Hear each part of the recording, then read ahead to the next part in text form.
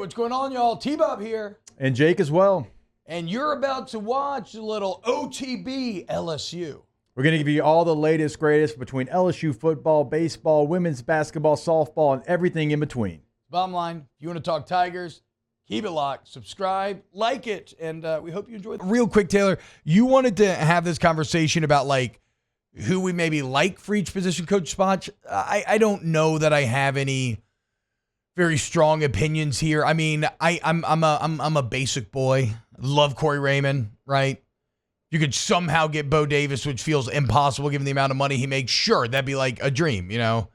LSU guy, incredible resume, really would develop that D-line excellently. Did you have any names that you specifically wanted to mention? He's a guy that's flown under the radar a little bit. He's a D-line coach. Look, I love Bo Davis as well. He makes $1.1 million in and you Texas. just paid $2.5, and you're paying buyouts for a DC. Yeah, that's a lot to pay for a D-line coach. A name that's been thrown out a little bit, though, is Eric Henderson with the Los Angeles Rams. Yeah. I mean, we know he has a ton of talent on that D-line. He's coached Aaron Donald. He went to college at Georgia Tech, but he grew up in New Orleans and played football at Ed Dakar. He knows how to recruit that New Orleans area. He's from that area. The last time he was a college defensive line coach was UTSA under Frank Wilson as head coach, so there's familiarity there as well. He's been a really good D-line coach in multiple stops. He's a guy that I think LSU should take a look at. Yeah, definitely, right? And anytime you work with Aaron Donald and then you are talking to college kids, I feel like that plays. I don't know if I can speak to the quality of his coaching, but you don't become a NFL D-line coach by accident, right? Especially not with someone as shrewd as Sean McVay making those calls. So that would definitely be someone to pursue. So what I kind of ended up getting on, and again, I am really enjoying, again, this is not a sponsorship, guys. This is not a free ad. This is just me trying to credit what I believe to be great work. I am really enjoying my On3 membership. And I think Matthew Brune does a really excellent job breaking down just the LSU news cycle. And Shadix is the whole team. But Brune had a fantastic article looking at Blake Baker and the linebacker growth specifically that he has done in his career.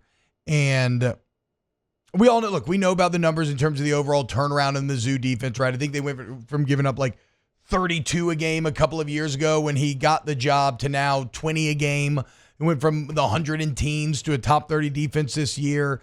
So overall, it was great. But we remember what he did with Damone Clark, turning him into a Butt-Kiss finalist. I didn't realize, really, this is just not paying enough attention to Mizzou, but their linebacker this year, Tyron Hopper, was also a Butt-Kiss finalist. And this was a guy that was at Florida for 3 years. Not really making any waves. He comes to Mizzou, much like Clark. All of a sudden, he goes from kind of just in the background to a true star. In his 2 years, 19.5 TFLs, 5.5 sacks, 132 tackles. Smaller guy, 6'2", 220. Made him really good in pass coverage. Great at rushing the passer. You know what's crazy about Damone Clark? Do you remember how good Damone Clark's numbers actually were that season? I did not. Until I came across this again in Brune's piece. Damone Clark, who was awful, we thought really bad, some of the worst linebacker play we'd ever seen. The next year after Pelini had in 12 games, 135 tackles, 15.5 TFLs, 5.5 sacks, 4 pass breakups, and 2 forced fumbles. In 12 games. And this is at 6'3", 240. So in Hopper, you have someone who's on the smaller side, 6'2", 220. And Clark, you have someone on the bigger side, 6'3", 240. And yet, what did Blaker do?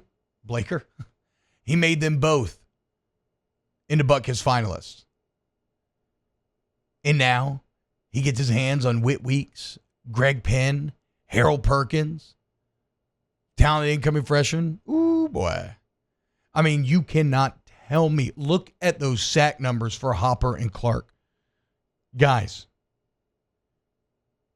this is not financial advice, but I would buy stock in Perkins right now. And regardless of what position he ends up playing, whatever, I feel so abundantly convicted that Blake Baker is going to be able to do what we begged Matt House to do from this last year, which was maximize Harold Perkins, feature him, create with him, use this, torpedo of a human being, this just rocket ship of a man that you have. Use him, feature him, make him effective. Don't hide him. Don't ask him to do pedestrian things. Set him up to do great things.